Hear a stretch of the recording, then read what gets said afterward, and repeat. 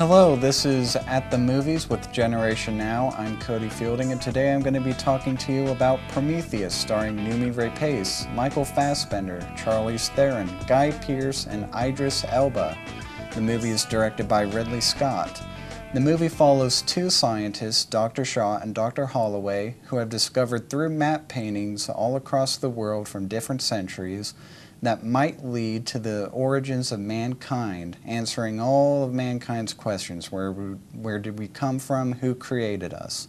So they take a ship titled Prometheus with 17 on its crew to this distant planet.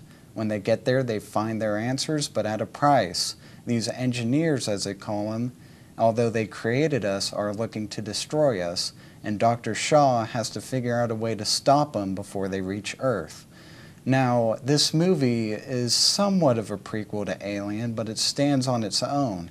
The acting all across the board is decent. There are some better than others. Noomi Rapace pretty much plays the Ripley part here. She doesn't do it as well, but she does it pretty good. I wouldn't say there's much interesting about her, but she has her moments. But who really takes the show is Michael Fassbender playing David the Android. He's such an amazing actor. He's one of my favorite in Hollywood working today. How he can play this android that's so cold and so human at the same time is just, it's breathtaking. The only weak link that I have with the cast would be Guy Pearce. He plays Peter Wayland, an 80-year-old man looking for eternal life.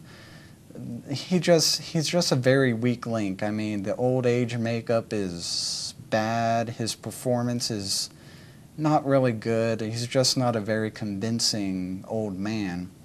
The plot itself is very intricate. It's not an entertaining movie. It's more of a thinking movie, so when you're going in, don't expect a whole lot of entertainment. Go in with an open mind and ready to absorb the movie. I mean, I've seen it twice now, and I don't feel like I know everything. I will be seeing it a third time sometime pretty soon.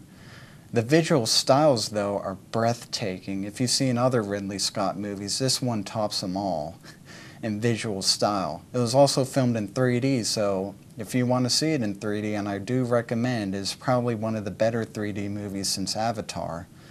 With a pretty strong script and great cast pretty much in the main focus of the story, and a visual style that would just blow you away, I give Prometheus a pretty strong recommend.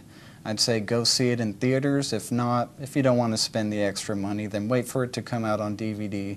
It is worth the time. Now I want to talk to you about a movie that just came out this weekend called Rock of Ages, starring Julianne Hough, Diego Boneta, Russell Brand, Alec Baldwin, Catherine Zeta-Jones, and Tom Cruise.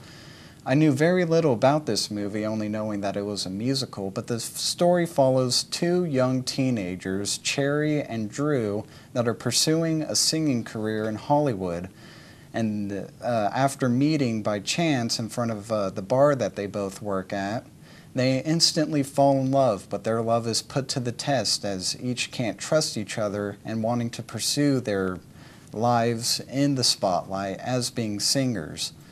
The movie is actually pretty good. I mean, I'm a fan of classical rock, so I actually got chills listening to some of these songs. I mean, Tom Cruise, I didn't know he could sing. It's actually pretty amazing. If you hear him, his voice is just so beautiful in those songs. And all the actors, they sing pretty well too, even Alec Baldwin. I mean, who knew he could sing? Everyone else, though, you kind of expect it. They're singers in real life. I mean, Russell Brand, he looks like a rock star anyways. So it's pretty good casting. I liked everyone that I saw on screen. Although I didn't exactly believe the love story. For my taste, I think they fell in love a bit too quick. The story is pretty cliche, you know. Two people fall in love and then they're split apart, but I don't really blame it on that. It's a stage play made into a movie, so I'm not going to fault it on that. The movie is actually pretty good. If you plan on seeing it, if you love classic rock and if you love musical, I'd give it a pretty firm recommend. Not a strong one because There are some flaws, there are some things to it, but I would like to warn you right now, this isn't a family movie and it has some pretty raunchy scenes and some suggestive material. So leave the kids at home, have a fun time, it is like a rock concert. And now I'd like to give a short preview for the upcoming movie in a few weeks, The Amazing Spider-Man, starring Andrew Garfield, Emma Stone, and Dennis Leary. The movie follows the origins of Spider-Man, as we probably all know by now, but he's searching for the past of his missing parents while also confronting a new villain, the Lizard.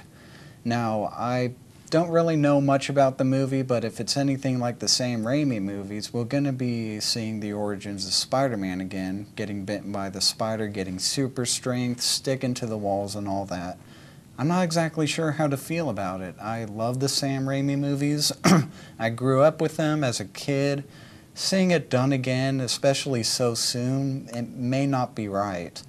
But I have seen early reviews for it, and they're saying it's pretty good. I've seen the trailers. It's looking, nothing wrong so far, but we'll just have to see when the movie comes out in theaters. But I'm personally looking forward to it, and I hope you too.